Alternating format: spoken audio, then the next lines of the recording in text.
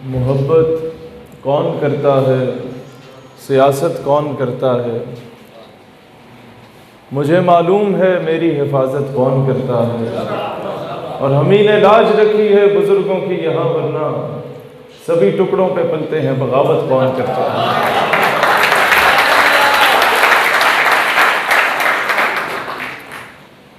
मैं अपने शेर चौधरी हसीब साहब की वो नज़म जो सुना रहे थे राहत इंदूरी की, मुकम्मल करना चाहता हूँ, क्योंकि ये आज से 5 साल पहले अमरीकी सफारत खाने में जब मेरा खिताब था तो मुझे यह एज़ाज़ हासिल हुआ कि मैं उनके सफ़ीर और उनकी पूरी काबीना के सामने नामूस रिसालत में दिफा करने वाला पहला पाकिस्तानी हूँ अल्हम्दुलिल्लाह। उस वक़्त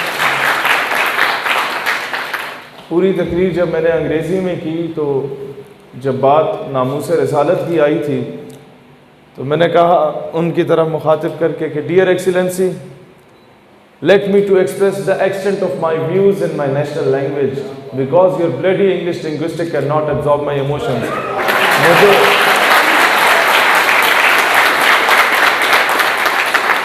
मुझे अपने जज्बात की अक्कासी का मौका मेरी कौमी ज़ुबान में करने का दिया जाए, क्योंकि आपकी ये 3rd क्लास ज़ुबान मेरे जज्बात की अक्कासी नहीं कर सकते।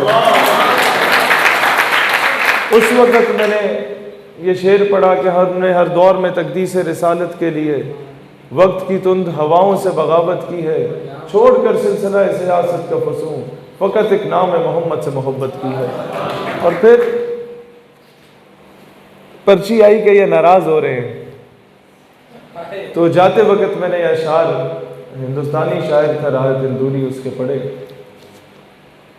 कि अगर नाराज़ हैं होने दो, जान थोड़ी है, ये सब धुआं है, कोई आसमान थोड़ी है, और लगेगी आग तो आएंगे घर कई इज्जत में, यहां पे सिर्फ हमारा मकान थोड़ी है। लगेगी आग तो मेरा अफगानिस्तान का भाई रॉकेट लॉन्चर से जब तुम रॉकेट मारते थे तो अफगानी खुश होता था कि लोहा आ गया, इसको बेच के कोई 2 वक्त की रोटी खा लूंगा। लगेगी आग तो आएंगे घर का इज्जत। मुल्ला अब्दुल गनी ब्रदर, मैं जब कराची से गुजर रहा था तो मुझे मेरे सिंध के सदर जो है उस वक्त थे अभी सेक्रेटरी जनरल दानियाल हुसैन, उन्होंने कहा कि यार ये वो जगह है जहां पर मुल्ला अब्दुल गनी ब्रदर को दाढ़ी से नोच के खींच के हवाले किया गया अमेरिका के। मैंने कहा माजी ना बताओ, हाल बताओ अब क्या हो रहा है। कहते हैं अभी अमेरिका उसके गिट्टों में बैठ के मिन्नतें कर रहा है कि बाबा मुज़ाकरात कर लो। मैंने कहा लगेगी आग तो आएंगे घर कई इज्जत में, यहां पे सिर्फ हमारा मकान थोड़ी है। और हमारे मुंह से वजीर आजम साहब, हमारे मुंह से जो निकले वही सदाकत है, हमारे मुंह में तुम्हारी जुबान थोड़ी है। और जो आज साहिब मसनद है, या मस्जिद वजीर खान के बाहर नाचने वाले, और जाके अगर कोई इन्हें शट अप कॉल देता है तो उनको पाबंदे सलासिल करने वाले, ये कौम की बेटी आफिया सिद्दीकी का नाम बेचने वाले, ये रेमन डेविस को बाइज्जत बरी करने वाले, ये कर्नल जोसेफ को रात की तारीकी में नूर खान एयरबेस से भेजने वाले,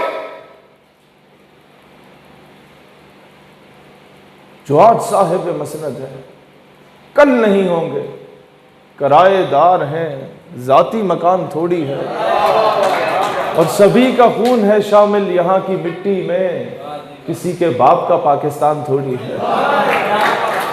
अब आते हैं तो सामी जी वकार, इसमें कोई शक नहीं है कि हमारा वजीर आज़म बहुत हैंडसम है, इसमें कोई शक नहीं है कि वो एक क्रिस्मेटिक पर्सनैलिटी है, और दुनिया में कई लोग उसे आइडियलाइज करते हैं, इसमें कोई शक नहीं है। उसने वर्ल्ड कप भी जिताया, शौकत खानम बनाया, जो अच्छी बात है, हम बिल्कुल तारीफ करेंगे। हम वो फनेटिक लोग नहीं है कि एक चीज़ के पीछे पड़ जाए तो नहीं, इसमें कोई शक नहीं। लेकिन मैं उन्हें याद कराना चाहूँगा आज 23 मार्च को कि किस मुंह से हम लोग यौम पाकिस्तान मना रहे हैं, कि जब हमारी कौम की बेटी हमारी घर से उठा के अमेरिका के हवाले कर दी गई। खान साहब 18-19 साल हो चुके हैं आपको डॉक्टर आफिया के नाम पे सियासत करते हुए।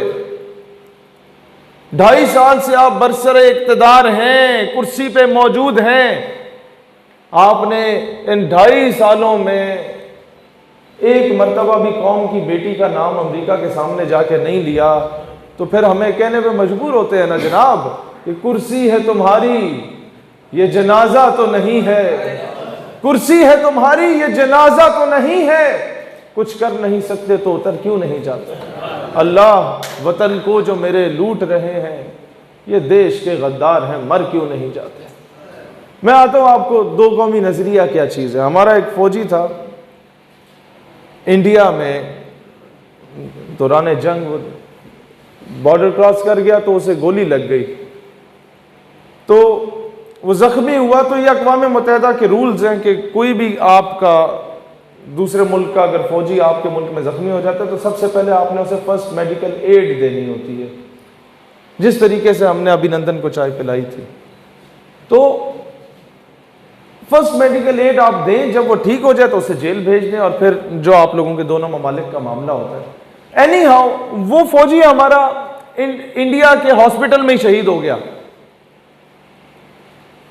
और जब हमारी एम्बेसी ने एक फॉर्मल लेटर लिखा उन्हें कि भाई ये हमारा फौजी था, जख्मी था, शहीद कैसे हुआ, तुमने इसे एड नहीं दी। उन्होंने कहा हम दावे के साथ कह सकते हैं कि हमने एड दी है अक़वाम मुत्तहिदा के चार्टर के तहत, लेकिन वो शहीद कैसे हुआ कि उसका खून बह चुका था, हम खून लगाना चाह रहे थे, वो कह रहा था मुझे किसी हिंदू का खून ना लगाना। ये होता है दो कौमी नजरिया।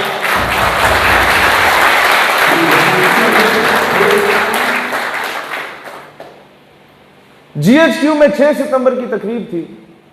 एक पठान माँ को बुलाया गया कि तुम्हारा बेटा शहीद हो गया है, तुम्हारे क्या तासुरात है। मैं सोच रहा था अब ये बूढ़ी माँ है, आएगी रोएगी कि बेटा बड़ा याद आता है और पता नहीं मेरे दिन किस तरह गुजरेंगे। आफरीन है उस पठान माँ पे, बजाय इसके कि वो आके रोए कि मेरी ईदें किस तरह गुजरेंगी, वो आके कहती है वतन अचर खपमशे, वतन परेशान ना हो, पठान माए जिंदा है अपने बच्चों को तुझ पे कुर्बान करने के लिए। आपके थोड़े से फासले पे चविंडा है यार। यहां की माए बहनें खाइयां बेलचे उठा के हिंदुस्तानी बॉर्डर पे चढ़ दौड़ी थी। यहां की माए बहनें अपने बेटों को जिस्म पे बम बंधवा के, जब कहा गया जी इंडिया के टैंक्स बहुत ज्यादा हैं, पूरी रोज हैं, पूरे कॉलम्स हैं उनके, जनाब टैंक्स पे टैंक्स आ रहे हैं, हमारे पास इतना उस वक्त असला मौजूद नहीं, इतना एमुनेशन नहीं है, इतनी टेक्नोलॉजी नहीं है। तो तब जाके समझ आई कि नहीं यार, हमारे पास सीने मौजूद हैं, सीनों पे बम बांध के उन टैंकों पे कूद पड़े। तब जाके समझ आई है जो कहते हैं technology technology technology. No doubt technology में आपको बेहतर होना चाहिए, नो डाउट साइंस में आपको बेहतर होना चाहिए, लेकिन ये याद रखना अल्लाह को पामर्दी है, मोमिन पे भरोसा, इब्लीस को यूरोप की मशीनों का सहारा। काफिर है तो शमशीर पे करता है भरोसा, वो टैंकों पे, मोमिन है तो बेतैक भी लड़ता है सिपाही। मैं आपको एक एग्जांपल देता हूं। मुल्ला उमर, उनके पास सऊदी ग्रैंड मुफ्ती को भेजा गया अमेरिका की जानिब से कि जनाब, ग्रैंड मुफ्ती कई होते हैं, उनमें से एक भेज दिया गया। उसे कहा कि तुम इसे बताओ कि कोई मसलहत भी चीज़ होती है भाईजान, आप गुजारा करें, आपके भी बंदे शहीद हो रहे हैं, वहाँ फौजी अमेरिका के भी मर रहे हैं, कोलेटरल डैमेज भी हो रहा है, ले दे के आप अपना छोटा मोटा निज़ाम कायम करें और जमहूरी निज़ाम में ही हम आपको स्टेबल कर लेंगे। मुल्ला उमर ने अव्वल तो सऊदी ग्रैंड मुफ्ती को, एक बड़ा आलिम दीन था, उसे ज़मीन पर ही अपने साथ नीचे बिठाया, कोई सोफ़ा वगैरह ऑफ़र नहीं किया, और उसके बाद उसकी पूरी बात सुनी और 2 जुमलों में जवाब दिया, जिसके बाद सऊदी ग्रैंड मुफ्ती साहब जो थे वो सारी ज़िंदगी निदामत के मारे कभी सर उठा के नहीं चल सके। मुल्ला उमर ने जवाब दिया कि आप सिर्फ 1 मिनट के लिए सोचें कि अगर आप अभी फौत हो जाते हैं और रसूलुल्लाह आपके पास आते हैं और सिर्फ ये पूछते हैं कि तुम जिस हालत में फौत हुए हो तुम तो अमेरिका के एलची बन के वहां गए हुए थे, तुम मुंह क्या दिखाओगे रसूलुल्लाह। दोस्तान जी वकार, हमें यह बताएं, मुझे सबसे ज्यादा गिला क्या रहा अपने इन प्यारे लोगों से जिनके लिए हम लोग हमेशा दुआएं करते हैं। हमें गिला यह रहा कि वो हमेशा बहुत ही छोटे बंदे को भेजते हैं बातें नोट करवाने के लिए, कि जिसका लेवल नहीं होता इन चीजों को समझने का, वो जाके शिकायत लगा आता है, ओ जी वो फलाना ऐसी उस हिंज कीता है। उस उल्लू के पट्टे को बताओ कि इसका एक भाई सियाचिन में इस वक्त 20,000 फीट की बुलंदी पे बैठा हुआ है पिछले 8 महीनों से, और उसको यह भी बताओ कि इसके बाप ने 32 साल अफवाज पाकिस्तान में सर्व किया और ब्रिगेडियर के रैंक पे रिटायर होके आया है। उससे तुम ये तवक्को कर रहे हो कि मुल्क से गद्दारी की बातें करेगा, वो इंतहा पसंदी की बातें करेगा। किस चीज को इंतहा पसंदी कहते हो? अमेरिका के कुत्ते नहलाने वालों को उल्लू का पट्टा बोलने पे तुम कहते हो मुल्क से गद्दारी है? तो हाँ गद्दारी है।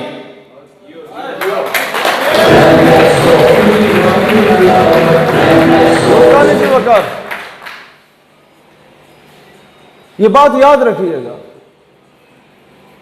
पाकिस्तान अमन समोताज हो रहा है जी, अच्छा सबोताज हो गया, अच्छा पाकिस्तान का नुकसान कोई नहीं होगा। क्यों नहीं होगा? क्योंकि एटमी कुव्वत जो है ना उसे खत्म किया जा सकता है, सूबों को भी तोड़ा जा सकता है, अफवाज को भी तकसीम किया जा सकता है, बड़े से बड़ी सुपर पावर्स को तोड़ा जा सकता है, लेकिन पाकिस्तान एक नजरिए का नाम है और नजरिए को कभी शिकस्त नहीं दी जा सकती। ये कौन सा नजरिया है? इसको बनाने वाले लोग कौन थे? दोस्तान जी वकार, इसको बनाने वाले लोग वो थे कि एक बूढ़ा बाप अपनी जवान बेटी के साथ जा रहा था और उसके हाथ बांध दिए गया, उसके सामने उसकी बेटी को बरहना करके उसके साथ ज्यादती की गई और उसकी छाती काट के उसकी बेटी को बाप की गोद में फेंक दिया गया। वो आखिरी सांसें ले रही थी और कह रही थी, अब्बा पाकिस्तान को मेरा सलाम कहना। उस बेटी का कर्ज है आज हम लोगों पे, उस टिकटी का कर्ज है हम लोगों पे कि जब वो रेल कार में एक बुजुर्ग सफर कर रहा था और रो पड़ा कि जनाब टिकटी साहब मेरे पास टिकट के पैसे नहीं है। उसने कहा पैसे कैसे नहीं है? मुल्क को बने जुमा 8 दिन हुए हैं, मुल्क कर्जों में मुब्तला हो जाएगा। चलो ठीक है, आपके पास पैसे नहीं, आप बैठो। टिकटी जिसे कंडक्टर कहा जाता है, उसने कहा मैं अपनी जेब से सरकारी खजाने में पैसे जमा कराऊंगा आपकी जानिब से। ये होती है पाकिस्तानियत। कुदरतुल्लाह शहाबनामा में लिखता है कि हम लोग जब वो सेक्रेटरी ब्यूरोक्रेट था, कश्मीर में पोस्टेड था, तो कहता है हम वहां से गुजर रहे थे आफ्टर पार्टीशन, तो कहता है बुजुर्ग कपड़े फटे हुए हैं उसके, अपनी बेगम बुजुर्ग बेगम के साथ जा रहा था, तो मैंने उसे अपनी जीप में बैठाया उन दोनों को, और दोनों ने बोरी लादी हुई थी। हमने कहा कहाँ जा रहे हो? कहते हैं जी महकमा माल का कोई दफ्तर सुना है खुला है, इधर उधर जा रहे। तो हमने कहा बुजुर्गों शर्म नहीं आती?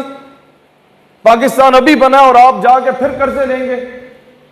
सिर्फ आपके कपड़े नहीं फटे, आधे मुल्क के लोगों के कपड़े फटे हुए हैं, गुजारा कैसे करेंगे? वो बस करो इस तरीके से गुजारा जिस तरह वो लोग कर रहे हैं। कहता उसके जवाब ने मुझे शर्मिंदा कर दिया। वो बुजुर्ग जिसने 2-3 दिन से खाना नहीं खाया था, जिसके कपड़े फटे हुए थे, उसने कहा नहीं जी नहीं, मैं इसलिए नहीं जा रहा। वो असल में ये जो 2 बोरियां उठाई हुई हैं, ये सोने हीरे जवाहरात भरे हुए हैं, इसके अंदर जो लोग शहीद हुए थे उनके हमने इकट्ठे किए कि महकमा माल में दे दें, मुल्क का खजाना बेहतर हो जाए। ये होती है पाकिस्तानियत। हिस्साने जी वकार, उन लोगों के साथ जुल्म किया गया। पाकिस्तान के कर्जे बड़े आराम से उतारे जा सकते हैं। पाकिस्तान आज बैरूनी ममालिक को आंखें क्यों नहीं दिखा सकता? उसकी वजह मैं आपको बताता हूं। कर्जा कितनी गंदी चीज होती है। हिस्साने जी वकार, मैं अगर एक पिंड के चौधरी से 2 करोड़ रुपए का मकरूज हूं ना, और पिंड का चौधरी किसी बहन के घर पे कब्जा कर लेता है, तो मैं पिंड के चौधरी को जाके ये बोलूंगा, चौधरी साहब मैं तोड़ा नौकर हाँ, मैं तोड़े प्यो का भी नौकर हाँ, तोड़े आने वाली नस्लों का भी नौकर होवांगा। तोड़ी बड़ी मेहरबानी हो सी अगर तुसी इस घर तक कब्जा छोड़ दो, ना भी छोड़े तो कोई गल नहीं, लेकिन अगर मैं मकरूज नहीं होऊंगा तो जाके लात मार के उसे गिरबान से पकड़ के बाहर निकल, दफा हो पाए। आज पाकिस्तान के हुक्मरानों का हाल क्या है कि वो यही कहते हैं कि चौधरी साहब तुसी अगर थोड़ा जिहा हिंदुस्तान नूं अर्ज करो कि कश्मीर दे मसले ते बातचीत हो वंजे, ना भी करो तो कोई गल नहीं। इसकी वजह क्या है? आप लोगों ने किन लोगों को चुना? अभी नहीं, I am not talking about Imran Khan only. Musharraf की बात करो, नवाज शरीफ की बात करो, जरदारी की बात करो, मैं सबकी बात आपके सामने रख रहा हूं। सबको इसी कटहरे में ला के बिठाओ। और ये एक मुख्तसर सा लतीफा है, इसको अगर आप लोगों ने समझ लिया, इस पे अमल कर लिया, शायद हंसी आपको इस लतीफे पर ना आए, लेकिन अगर समझ गए तो आने वाली नस्लें संवर जाएंगी। चांद पे एक स्पेसशिप जा रही थी, उस स्पेसशिप में 6-7 साइंसदान थे और एक टेरी नाम का कुत्ता भी मौजूद था। तो जब यह खबर दुनिया में लीक आउट होती है कि स्पेसशिप चांद पे जा रही है, उसमें साइंसदान भी जा रहे हैं और एक कुत्ता भी जा रहा है, तो पूरी दुनिया में जश्न मनाया गया कि साइंस तरक्की कर रही है। यह खबर जब ये लइया भक्कर आपके साउथ पंजाब के एक बाबे तक पहुंची तो उसने कहा अल्लाह करे गर्क हो जाए, तबाह हो जाए, चंद तना पहुंचा। लोगों ने कहा बाबा जी वो स्पेसशिप तो हड्डी है। मैं क्या नहीं पता। उसे जड़ा फ्यूल है तो हटा है, कहता नहीं पुत्र जी। उसे जड़ा कुत्ता जा रहा हो तो हटा है, कहता नहीं पुत्र जी। बाबा जी वह तुहानू तकलीफ की है? बाबा कहता है पुत्र स्पेसशिप अगर चंद पे पहुंच जाती है और चांद की अपनी मखलूक पहले से मौजूद होती है तो 100 मरतबा खुदा न खास्ता वो मखलूक जो चांद की अपनी मखलूक है, वो इस जमीन की मखलूक को जब खुशामदीद कहने आई होगी स्पेसशिप के बाहर, और उस स्पेसशिप से साइंसदान की जगह अगर पहले कुत्ता बाहर आ जाता है तो कहीं चांद की मखलूक यह ना समझे कि जमीन की मखलूक ऐसी होती है, क्योंकि वो कुत्ता चांद पे जमीन की नुमाइंदगी कर रहा था। अपने नुमाइंदे अच्छे चुना करो, कहने का मतलब यह जब वो जाके कशकोल फैलाएंगे, कभी सऊदीया के सामने, कभी अमेरिका के सामने, कभी चीन के सामने, कभी बर्तानिया के सामने, कभी फ्रांस के सामने, तो पूरी दुनिया आपको भिखारी समझेगी। आप लोगों के जितनों के भी रिश्तेदार सऊदीया में, दुबई में नौकरियां करते हैं, उनसे पूछो तुम्हें किस निगाह से देखा जाता है। पूरी दुनिया के लोग वहां ट्रैवल करते हैं, सबसे घटिया तरीन जहां पर वेलकम करके बिठाया जाता है एयरपोर्ट में, हम पाकिस्तानियों को क्यों बिठाया जाता है? हम लोगों ने अपनी गैरत का पे समझौता खुद किया। यहां आपका सिंध आबाद हुआ, 17 साल की उम्र में मोहम्मद बिन कासिम एक बहन के खत पे आ गया और वहां पे उसी सिंध से उसके 600-700 साल के बाद उसी कराची से आपकी बेटी को घर के बाहर से उठा के लेके चले जाते और आप लोग उफ भी नहीं कर सकते। और यार मुझे बताओ ना, मैं किस किस को राजी करता फिरूं? क्या आप ये स्क्रिप्ट जो है ये भी आप लिख के दोगे कि भाईजान ये वाला इस्लाम बयान करो, ये वाला इस्लाम बयान ना करो, ये वाली पाकिस्तानियत का दर्स दो, वो वाली पाकिस्तानियत का दर्स ना दो, तब आप मुहिब्बे वतन कहलाओगे? और नहीं भाई नहीं, ये मेरे सीने पे जो पाकिस्तानी परचम लगा हुआ है इससे मैं घर में भी लगा के फिरता हूं, ये मेरी तावीज है, इसकी निस्बत मेरे आका के गुंबद खजरा से है। तो मुझे पाकिस्तान से मोहब्बत का सर्टिफिकेट किसी के बूट पॉलिश करके नहीं चाहिए।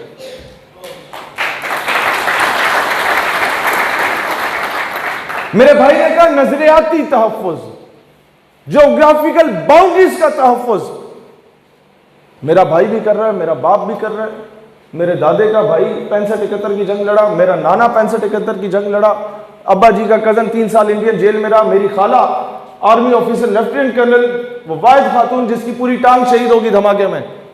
मैं किस किस चीज की तुम लोगों के सामने आके बताऊं? ये अपनी मुल्क से वफादारी दिखाने के लिए मुझे यह बताना पड़ेगा? क्या मुल्क से वफादारी के लिए इतना काफी नहीं है कि आज हिंदुस्तानी मीडिया मुझे दहशतगर्द कहता है? क्या मुल्क से वफादारी के लिए इतना काफी नहीं है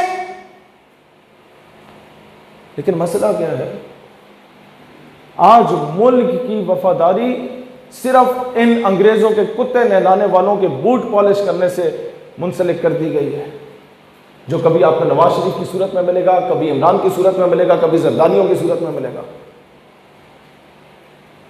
अपनी वफादारियां तब्दील करो, अपनी वफादारियां रियासत के साथ रखो, पाकिस्तान के साथ रखो। और रियासत से भी कहता हूं कि रियासत मां होती है भाईजान। मां अगर मुझे मस्जिद के तकद्दुस पर FIR काट के दे देती है, तो वही मां जो है वो इस्लामाबाद, कराची और लाहौर की सड़कों पर नंगा नाच करने वालों पे भी FIR काट के दिखाए ना। ये मां का दोहरा मेयार मुहिब्बे वतन लोगों के लिए और गद्दारे वतन के लिए अलग अलग क्यों है?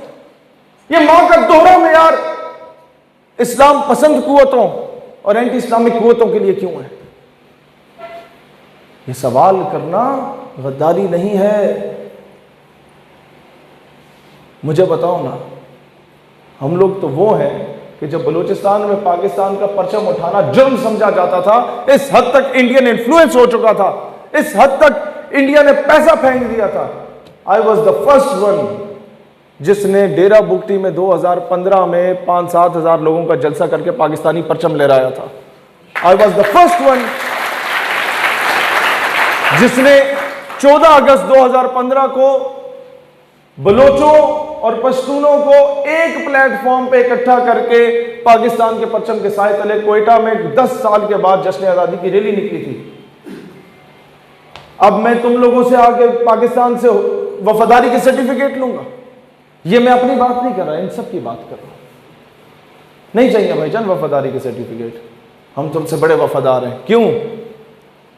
क्योंकि जो आके रिपोर्टें लिखते हैं तुम तनख्वाह लेते हो, हम बगैर तनख्वाहों के शहादतें देने वाले सिपाही हैं इस मुल्क में।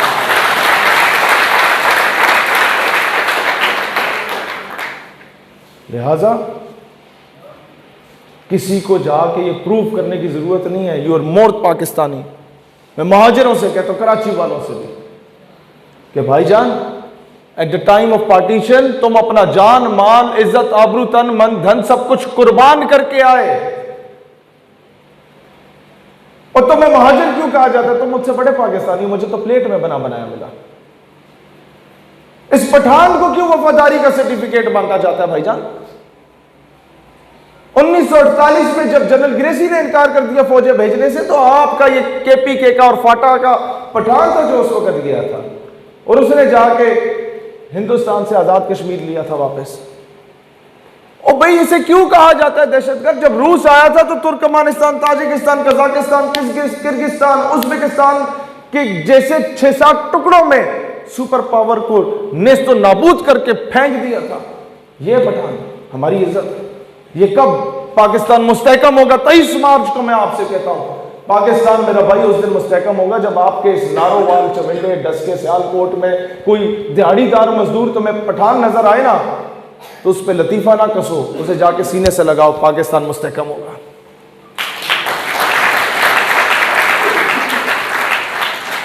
इन लोगों ने लसानियत की बुनियाद पर कौम को तकसीम किया। कभी सिंधी कार्ड खिलवाया, कभी पठान कार्ड खिलवाया, कभी बलोच कार्ड खिलवाया, अभी साउथ पंजाब में पंजाबिस्तान का कार्ड खिलाएंगे। हम किसी इस्तान को नहीं मानते, हम सिर्फ इस्लाम और पाकिस्तान को मानते हैं, इसके अलावा हमारी कोई पहचान नहीं है। अल्लाह ताला दीन इस्लाम और वतन अजीज पाकिस्तान का हामी और नासिर हो। पाकिस्तान जिंदाबाद का नारा जब भी लगता है मुझे खुशी होती है, लेकिन इससे लिबरल को कोई तकलीफ नहीं होती। तकलीफ इस नारे से होगी, पाकिस्तान का मतलब क्या। बहुत शुक्रिया, जज़ाकल्लाह खैर।